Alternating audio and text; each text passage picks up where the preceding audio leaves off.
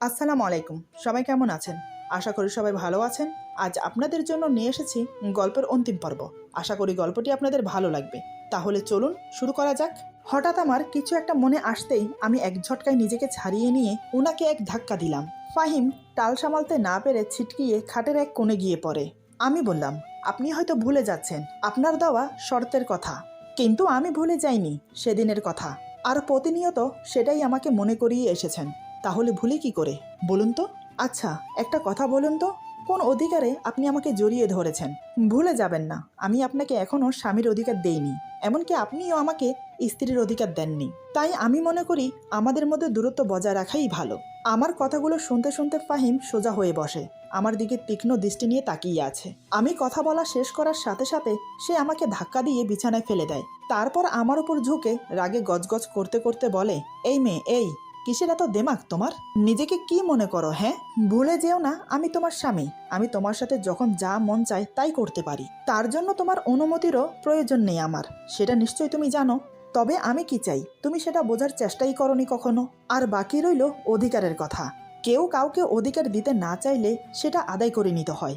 সেটা তোমাকে বুঝিয়ে লাভ নেই। তুমি যদি বুঝতে তাহলে হয়তো এখন এমনটা করতে না। এই বলে আমাকে ছেড়ে ফাহিম উঠে চলে গেল। আমি শুধু ফ্যাল ফ্যাল করে তাকিয়ে রইলাম ওর চলে যাওয়ার দিকে। এদিকে আমার চোখ থেকে টপ টপ করে জল পড়ছে। যে কষ্টটা মনের মধ্যে চেপে রেখে শক্তভাবে নিজেকে ওর সামনে পেশ করেছি, কিন্তু এখন ওনার কথাগুলো শুনে নিজেকে আর ধরে রাখতে পারলাম না। বালিশে মুখ গুজে ইচ্ছে মতো কান্না করলাম। ওইদিকে রিফাত সবার সামনে রিনিকে কিছু না বললেও রুমে গিয়ে রাগে ফেটে পড়ে রিনির উপর। কারণ আমার সাথে সাথে সে যে তার ভাইকেও অপমান করেছে। রিফাত বলে, রিনি, আমার মনে হয় তুমি এবার একটু বেশি বেশি করে ফেলছ।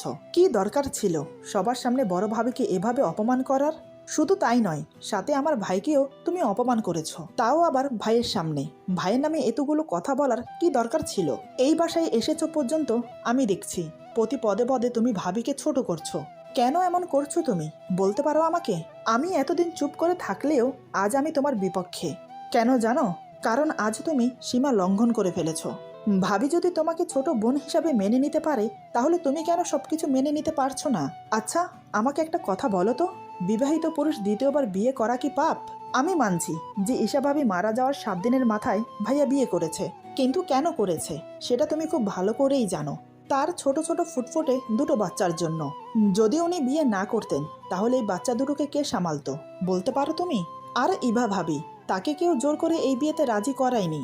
সে নিজের ইচ্ছায় এই বিয়ে করেছে। ওনার মা বাবা তো একদম রাজি ছিল না এই বিয়েতে, কিন্তু ভাবির জেদের কাছে তারা হার মেনেছে।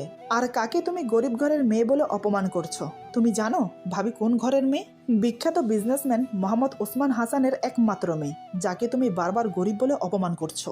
এই কথা শুনে রিনি চোখ বড় বড় করে রিফাতের দিকে তাকিয়ে থাকে। রিফাত বলে, এখানে অবাক হওয়ার কিছু নেই, তোমাকে যা বলেছি সেটাই সত্যি। আই হোপ তোমাকে আর কিছু বলে দিতে হবে না।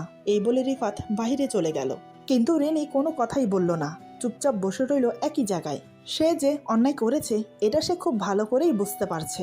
সামান্য একটা কফির জন্য এত কথা বলা উচিত হয়নি, তাও আবার বড় ভাইয়ের সামনে।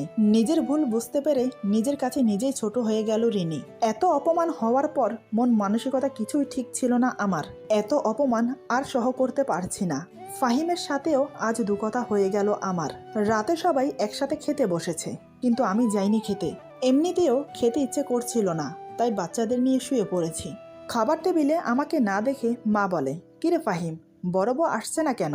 ও কি রাতের খাবার খাবে না নাকি? ফাহিম বলে, তা তো জানি না, তুমি চিন্তা করো না, খেয়ে নাও তুমি, আমি ওর জন্য খাবার নিয়ে যাব। এই বলে ফাহিম এক প্লেটে ওর আর আমার জন্য খাবার নিয়ে রুমে চলে আসে। খাবার টেবিলে রেখে আমাকে ডাকে, ইভা, ঘুমিয়ে পড়েছ নাকি? আমি বললাম, না। কেন, কিছু লাগবে আপনার? ফাহিম বলে, না, খাবার নিয়ে এসেছি তোমার জন্য, ওঠো। আমি বললাম, আমার খিদে নেই। ফাহিম বলে, দেখো, না খেয়ে থাকলে শরীর খারাপ করবে, উঠে খেয়ে নাও। আমি বললাম তো আমি খাবো না। ফাহিম বলে, তুমি না খেলে কিন্তু আমিও খাবো না। এখন কি তুমি আমাকে না খাইয়ে রাখতে চাও? এবার আমি উঠে বসে ওনার দিকে তাকালাম, আমার চোখে তখনও জল। আমি বললাম, কেন, আমি না খেলে আপনি খাবেন না কেন? ফাহিম এবার আমার পাশে এসে বসে আমার এক হাত ওর 2 হাতের মধ্যে শক্ত করে চেপে ধরে বলে, তুমি না খেলে আমি কি করে খাই বলো তো?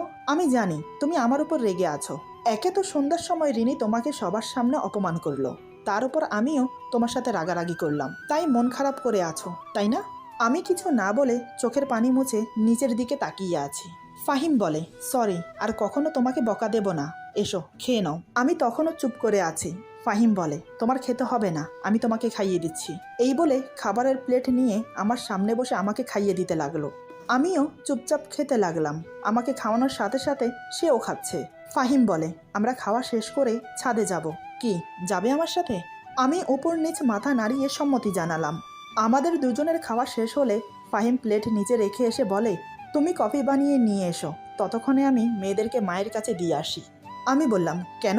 মায়ের কাছে কেন? ফাহিম বলে, কেন আবার? তুমি আমি ছাদে চলে গেলে ওরা যদি কান্না করে তখন কি হবে? আমি বললাম, ওরা তো ঘুম থেকে উঠবে না, আমরা তো কফি খেয়ে চলে আসব। ফাহিম বলে, বেশি কথা বলো না, যেটা বলেছি সেটা শোনো। আমি আর কিছু বললাম না, চলে গেলাম কফি বানাতে। ততক্ষণে উনি মেয়েদেরকে মায়ের কাছে দিয়ে আসে।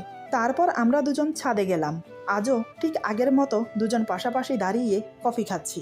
তবে আজ কিন্তু চাঁদের আলো নেই, চারিদিক ঘন কালো অন্ধকার, ভালো করে কিছুই দেখা যাচ্ছে না। মনে মনে ভাবছি, এমন অন্ধকারে কেউ ছাদে আসে? এই মানুষটার মতিগতি কিছুই বুঝি না। হঠাৎ ফাহিম আরেকটু এগিয়ে এসে আমার গা ঘেঁষে দাঁড়ালো। আমি তো অবাক, ব্যাপারটা কি? আজ এমন আচরণ করছে কেন? ওনার আবার কি হলো? আমিও সেই সুযোগে আরেকটু সরে গিয়ে দাঁড়ালাম, দেখতে চাই উনি কি করে।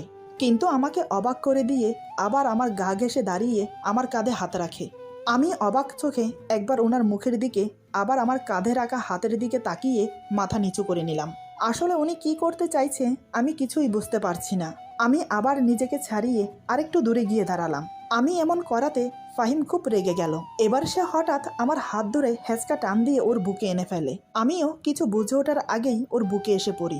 এদিকে ফাহিম আমাকে বুকের মধ্যে পেয়ে দু হাতে শক্ত করে জড়িয়ে ধরে। আমি বললাম, এ কি, আপনি এসব কি করছেন? ছাড়ুন আমাকে। ফাহিম বলে, একটুও নড়াচড়া করবে না, একদম চুপচাপ থাকো। আমি বললাম, চুপ থাকবো মানে? আপনি আমাকে এভাবে জড়িয়ে ধরে আছেন কেন? ছাড়ুন আমাকে। দেখুন, আমরা স্বামী স্ত্রী হলেও আমাদের মাঝে কিন্তু স্বামী স্ত্রীর সম্পর্ক নেই। সেটা আমার থেকে ভালো আপনি খুব ভালো জানেন। ফাহিম বলে, আচ্ছা তুমি এত বকবক করছো কেন? একটু চুপ করে বুকের মাঝে থাকো না। আর তোমার আমার মাঝে স্বামী স্ত্রীর সম্পর্ক না থাকলেও হতে কতক্ষণ?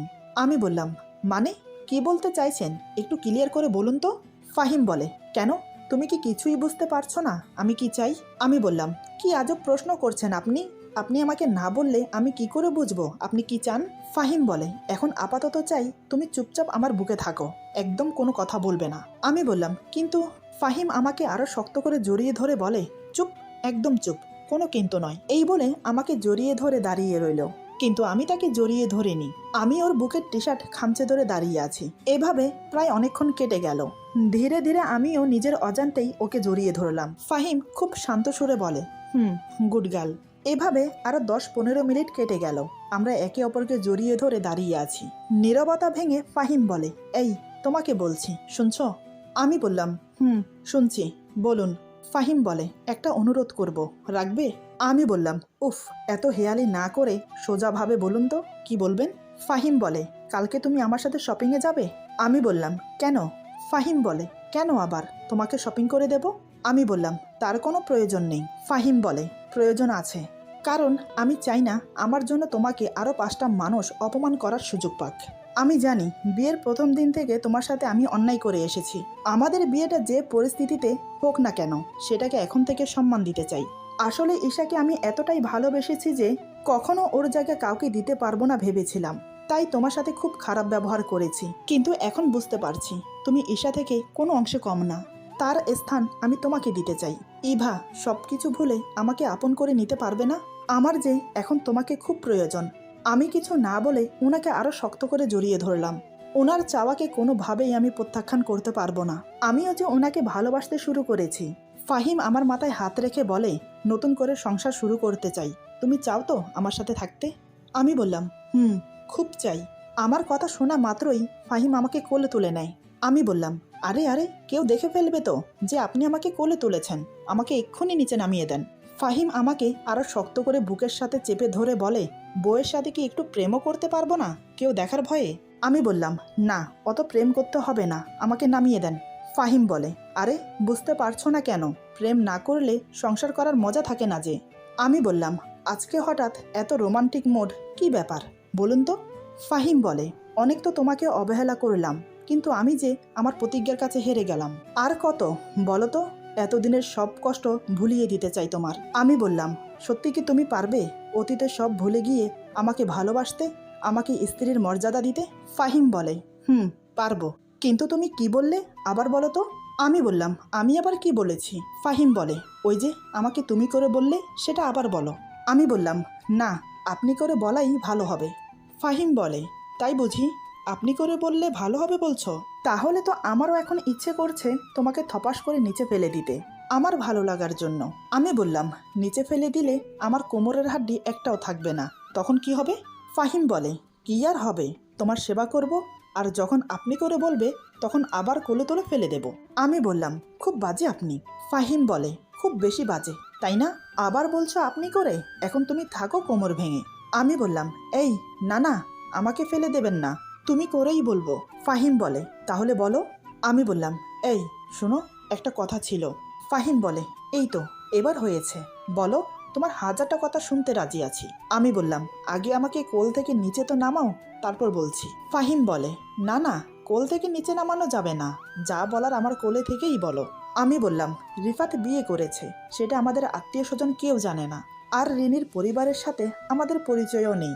তাই ভাবছি আমরা যদি ঘরোয়াভাবে আত্মীয় স্বজনকে দাওয়াত দিয়ে ওদের বিয়ের কথা জানাই, সাথে ওর পরিবারের সাথেও আমাদের পরিচয় হবে। তুমি কি বলো? ফাহিম বলে, খুব ভালো হবে, কিন্তু মা যদি রাজি না হয়? কারণ মা ওদের উপর রেগে আছে। আমি বললাম, মাকে রাজি করানোর দায়িত্ব আমার, তুমি শুধু আয়োজন করো। ফাহিম বলে, আচ্ছা বেশ।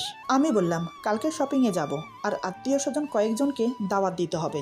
ফাহিম বলে, সত্যি বলতে তুমি আমাদের পরিবারের জন্য অনেক বড় পাওয়া, তুমি কত ভাবো আমাদের পরিবারটাকে নিয়ে। আমি বললাম, বিয়ের পর মেয়েদের শ্বশুর বাড়িই তো সব, বিয়ে করে শ্বশুর বাড়িতে এসে যদি মায়ের মতো শাশুড়ি পাওয়া যায় আর বন্ধুর মতো স্বামী পাওয়া যায়, তাহলে একটা মেয়ের জন্য আর কি চাওয়া থাকে বলো তো? ফাহিম আমার কপালে একটা চুমু দিয়ে বলে, তুমি সত্যি অনেক ভালো। আমি বললাম, দেখেছ, আমার মেয়েদের বাসায় রেখে এখানে বসে প্রেম আলাপ শুরু করেছে। ফাহিম বলে, ও, যত দোষ এখন আমার হলো। আমি বললাম, এখন চলো নিচে। ফাহিম বলে, আরে এমন করছো কেন, নিচে পরে যাওয়া যাবে, আর মেয়েদেরকে তো মায়ের কাছে দিয়ে এসেছি নাকি, ও নিয়ে তুমি চিন্তা করো না, এখন সব বাদ দিয়ে একান্ত তোমার সাথে সময় কাটাতে চাই। আমি বললাম, এই তোমার মতলব কি বলো তো? আমার কিন্তু তোমার মতিগতি ভালো ঠেকছে না, কি করতে চাইছো বলো তো? আমার কথার কোনো উত্তর না দিয়ে হঠাৎ ফাহিম আমার ঠোঁটে ওর ঠোঁট ডুবিয়ে দেয়। একটা না কিছুক্ষণ ঠোঁটে কিস করে ছেড়ে দিয়ে আমার কপালে গালে চুমু দিয়ে ভরিয়ে দিতে লাগলো। কিছুক্ষণ আমার চোখের দিকে তাকিয়ে থেকে আবার আমার ঠোঁটে ঠোঁট ডুবিয়ে দিল। এদিকে আমি ওর গলা শক্ত করে জড়িয়ে ধরে প্রত্যেকটা আদর উপভোগ করতে লাগলাম। ওর প্রতিটা ছোঁয়া আমার যৌবনে জ্বালা ধরিয়ে দিচ্ছে। ফাহিম আবারও একটানা অনেকক্ষণ ঠোঁটে কিস করে হাঁপিয়ে গেল। আমার ঠোঁট ছেড়ে দিয়ে আমার মুখের উপরে মুখ রেখে জোরে জোরে নিঃশ্বাস ফেলতে লাগলো। সত্যি বলতে আমিও হাঁপিয়ে গেছি, এতক্ষণ পর্যন্ত কেউ কাউকে কিস করতে পারে আমি জানতাম না। আমি হাঁপাতে হাঁপাতে বললাম, কি হলো এটা?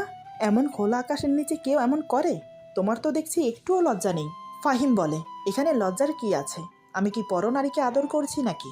আমি তো আমার লক্ষ্মী বউটাকে আদর করছি। আমি বললাম, অনেক হয়েছে, এবার আমাকে নিচে নামাও। ফাহিম বলে, আরে তুমি নিচে নামার জন্য এত উতলা হচ্ছ কেন? আমার কোলে থাকতে কি তোমার অসুবিধা হচ্ছে? আমি বললাম, না, অনেক সময় হয়ে গেছে, আমরা ছাদে এসেছি। ওইদিকে মা কি ভাবছে বলো তো? ফাহিম বলে, মা আর কি ভাববে, হয়তো ভাববে আমার ছেলে আর ছেলের বউ হয়তো রোমান্টিক সময় কাটানোর জন্য মেয়েদেরকে আমার কাছে দিয়ে গেছে। আমি বললাম, এ মা, তাহলে কি হবে? কি লজ্জার বিষয়। এই অনেক হয়েছে, চলো নিচে। ফাহিম বলে, না, আমি তোমাকে নিয়ে আরো কিছুক্ষণ সময় কাটাতে চাই।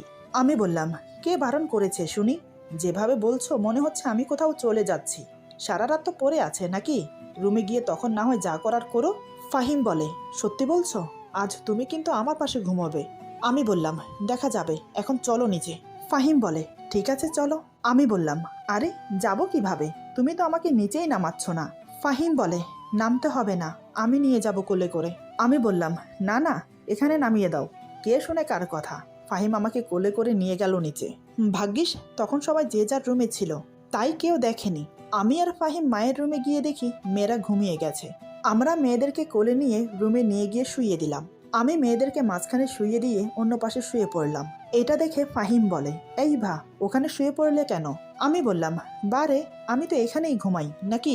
ফাহিম বলে, দেখো, আমার সাথে একদম মজা করবে না, এখানে এসে ঘুমাও। আমি বললাম, না, আমি এখানে ঠিক আছি। ফাহিম বলে, তুমি কি আসবে নাকি আমি ওখানে আসব? আমি বললাম, আমি জানি তুমি সারা রাত আমাকে ঘুমোতে দেবে না। ফাহিম বলে, তা তো দেব না তো। আমি বললাম, তাই আমি এখানে ঘুমাবো।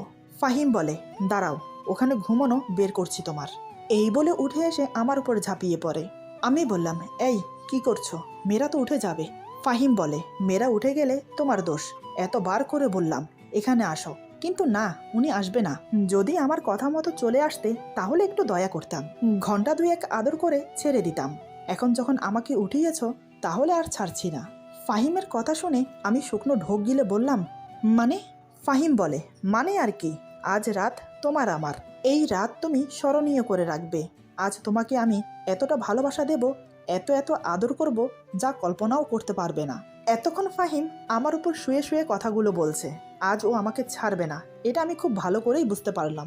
তাই হলো, ফাহিম আমাকে আদরে আদরে ভরিয়ে দিতে লাগলো, আমার কপালে, গালে, ঠোঁটে, অবশেষে গলায় কিস করতে করতে নিচের দিকে নামতে লাগলো।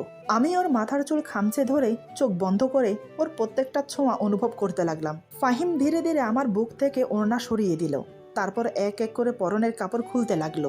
আমার ভীষণ লজ্জা হচ্ছে, কারণ পাশে মেয়েরা শুয়ে আছে। আমি ফাহিমের হাত ধরে থামানোর চেষ্টা করলাম, কিন্তু কোনো লাভ হলো না। তারপর আমরা দুজন আদিম খেলায় মেতে উঠলাম। আজ আমার জীবন সার্থক হলো যে কেউ আমাকেও ভালোবাসে, আমিও কারোর ভালোবাসার যোগ্য। ফাহিম আমাকে এত ভালোবাসলো যা আমি কখনোই ভুলতে পারবো না। সারা রাত দুজন গল্প করে একে অপরকে ভালোবেসে কাটিয়ে দিলাম। ভোর 5:30টার দিকে দুজন উঠে ফ্রেশ হয়ে নামাজ পড়লাম। নামাজ পড়ে ফাহিম ঘুমিয়ে গেল, কিন্তু আমি ঘুমাইনি। আমি রান্নাঘরে গেলাম সবার জন্য নাস্তা রেডি করতে। সব কাজ শেষ করতে করতে 8টা বেজে গেল। একে একে সবাই এসে নাস্তা করলো, শুধু ফাহিম ছাড়া, সে এখনো ঘুমোচ্ছে। মা নাস্তা করে নিজের রুমে চলে গেল, আমি আর রিনি রান্নাঘরে চলে গেলাম। তারপর আমরা দুজন মিলে দুপুরের রান্না শেষ করলাম। দুপুরের দিকে সবাই একসাথে খেতে বসেছি। তখন আমি মাকে বললাম, মা, আমি আর আপনার ছেলে চাই রিনি আর রিফাতের বিয়েটা ঘরোয়াভাবে আয়োজন করে আত্মীয় স্বজনদের জানাতে। মা বলে, কোনো দরকার নেই, ওরা নিজেরাই বিয়ে করে নিয়েছে, তখন তো কারোর কথা মনে রাখেনি। ফাহিম বলে, মা, ওরা ভুল করে ফেলেছে, তাছাড়া রিনিকে আমাদের পরিবারের সাথে মানিয়ে নিতে হবে তো। রিফাত বলে, মা, আমি ভুল করে ফেলেছি, তোমাদের না জানিয়ে বিয়ে করে, আমাকে মাফ করে দাও। রিনি বলে, আপনি বলেছেন বাড়ির যোগ্য বউ হয়ে দেখাতে, তাই আমাকে একটু সুযোগ দেন মা। খুব নরম সুরে রিনি বলে। মা বলে, আচ্ছা ঠিক আছে, তোদের সবার কথা মেনে নিলাম, ঘরোয়া আয়োজন করে সবাইকে জানাবো। হঠাৎ রিনি খাওয়া ছেড়ে এক দৌড়ে এসে আমাকে জড়িয়ে ধরে বলে, থ্যাংক ইউ এ লট ইভা আপু, তোমার জন্যই সব হয়েছে, আর সরি আমার ব্যবহারের জন্য, আমাকে ক্ষমা করে দাও। আমি বললাম, ক্ষমা চাইতে হবে না, আমি তোমার কথায় তেমন কিছু মনে করিনি, তবে আমাকে ধন্যবাদ দিতে হবে না, মা রাজি হয়েছে বলেই অনুষ্ঠান হবে। রিনি বলে, তারপরও কিন্তু সব ক্রেডিট তোমার। মা বলে, এই যে মেয়ে, আমার জন্য কি একটু ধন্যবাদ রাখোনি? রিনি আমাকে ছেড়ে মায়ের মুখে এক লোকমা ভাত দিয়ে বলে, অনেক অনেক ধন্যবাদ মা। এই বলে মাকে জড়িয়ে ধরে। মা ওর মাথায় হাত বুলিয়ে বলে, পাগলি মেয়ে, যাও নিচে খেতে বসো। খাওয়া দাওয়া শেষে সব থালা বাসন রিনি ধুয়েছে। বিকেলে আমরা সবাই শপিং করতে গেলাম। রিনি আর রিফাত একটা দোকানে প্রবেশ করলো। আমি আর ফাহিম অন্যান্য দোকানগুলো দেখতে লাগলাম। হঠাৎ একটা দোকানের কাছে আসতেই খুব সুন্দর একটা শাড়ি দেখে আমার চোখ আটকে গেল। তাই দোকানটিতে গিয়ে জিজ্ঞেস করলাম, এই শাড়িটার প্রাইস কত? দোকানদার অন্যদিকে ফিরেছিল। আমার কথা শুনে লোকটা আমার দিকে তাকাতেই আমার বুকের ভেতরটা দুমড়ে মুচড়ে যাচ্ছে। সেই চেনা মুখ, প্রথম ভালোবাসার মানুষকে এভাবে দেখতে খুবই কষ্ট হচ্ছে। আসলে নীল আগের মতো নেই, চেহারায় কষ্টের ছাপ। সারাদিন খাটাখাটি করলে তো চেহারা খারাপ হবেই। এদিকে আমার দিকে তাকিয়ে নীল কোনো কথা বলছে না। আমাকে দাঁড়িয়ে পড়তে দেখে ফাহিম আমার কাছে এসে বলে, তুমি কি কোনো শাড়ি পছন্দ করেছো? আমি তাড়াতাড়ি চোখের পানি মুছে বললাম, না, অন্য দোকানে চলো। ফাহিম বলে, চলো। একসময় কেনাকাটা শেষ করে বাহিরে ডিনার সেরে বাসায় ফিরতে অনেক রাত হলো। আমি আমার শপিং ব্যাগগুলো আলমারিতে রেখে ফ্রেশ হতে চলে গেলাম। কিছুক্ষণ পর ফ্রেশ হয়ে বেরিয়ে দেখি বিছানার উপর একটা প্যাকেট রাখা আছে, কিন্তু আমার জন্য যে শাড়ি গহনা কেনা হয়েছে সেগুলো তো আলমারিতে রেখে দিয়েছি। তাহলে এই নতুন প্যাকেটটা কার? হয়তো রিনির হবে, ভুল করে আমার রুমে রেখে গিয়েছে। প্যাকেটটা হাতে নিয়ে পা বাড়ায় রুম থেকে বের হবার জন্য। তখনই মাহিরা কেঁদে ওঠে। আসলে আমার মেয়েরা আজকে আমাকে কাছে পায়নি, তাই এখন আমাকে ছাড়তে চাইছে না, সেটা বুঝলাম। কোলে নিয়ে একটু দোলাতেই মেয়ে শান্ত হলো। আমি বললাম, আমার সোনা মা, কাঁদছো কেন? আজকে মা সময় দিতে পারেনি, তাই সরি। তোমার খিদে পেয়েছে তো? মা এখনই খাবার এনে দিচ্ছে। আমার কথা শুনে মাইরা হাসছে। আমার আর মাহিরার হাসাহাসি দেখে ছোট মেয়ে মাইশা কেঁদে উঠল। দুজনের মধ্যে কারো ভাগে ভালোবাসা কম পড়তে পারবে না। আমি বিছানায় বসে দুজনকে কোলে নিলাম। অমনি কান্না থেমে গেল। দুজনের খিদে পেয়েছে। ওদের রুমে একা রেখে যাওয়া যাবে না।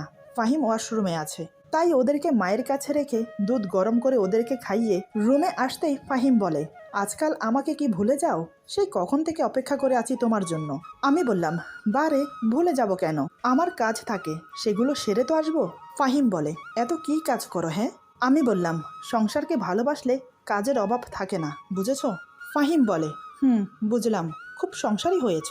আমি বললাম, তা তো হয়েছি, তুমি বরং বাচ্চাদের ঘুম পাড়িয়ে দাও, আমি একটু রিনির সাথে কথা বলে আসি। ফাহিম বলে, রাত হয়েছে, এখন আর কথা বলতে যেতে হবে না। আমি বললাম, যেতে হবে, ও হয়তো ভুলে আমার রুমে একটা ড্রেসের প্যাকেট রেখে গেছে, সেটা দেব। ফাহিম বলে, তুমি কি শিওর এটা রিনির? আমি বললাম, ফাহিম পেছন থেকে আমার গলা জড়িয়ে ধরে বলে, না গো না, এটা তোমার জন্য আমি স্পেশালভাবে এনেছি।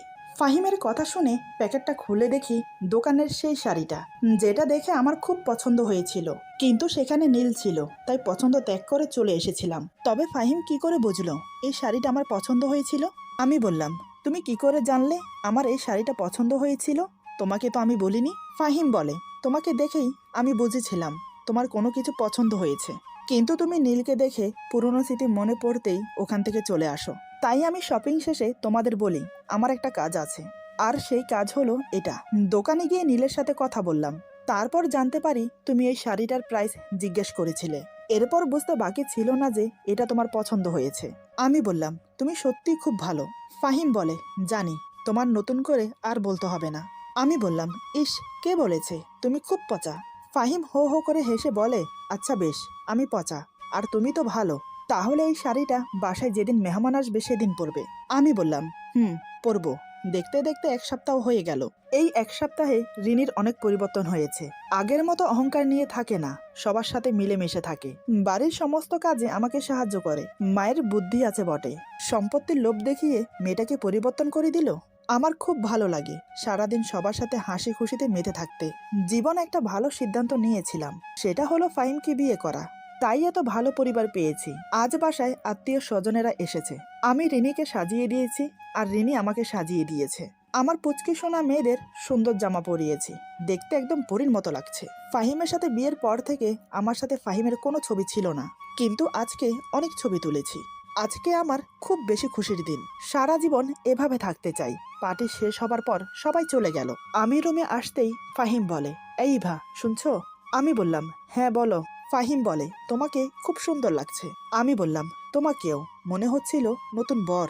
ফাহিম বলে, হ্যাঁ, আমি তোমার বর। আমি ওর কানের কাছে মুখ নিয়ে বললাম, ভালোবাসি। ফাহিম বলে, আমিও। আমি অবাক হয়ে বললাম, কি বললে? আবার বলো তো।